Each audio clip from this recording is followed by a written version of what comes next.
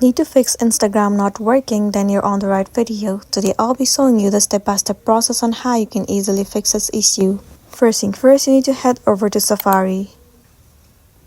Inside Safari, in the address bar, search for Instagram outage.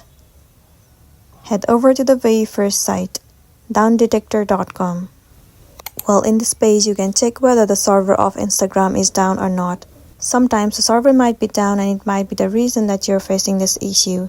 In that case, all you gotta do is wait for the server to get fixed. Once the server is fixed, the next thing you wanna do is head over to the settings of a device.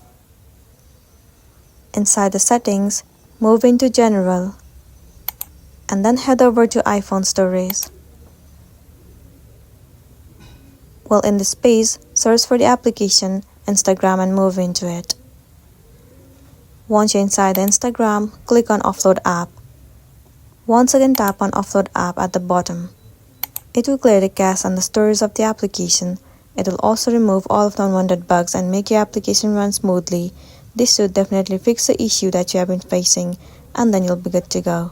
So that's the end of the video. If this video helped you, give it a like and check out our next tutorial. Thank you.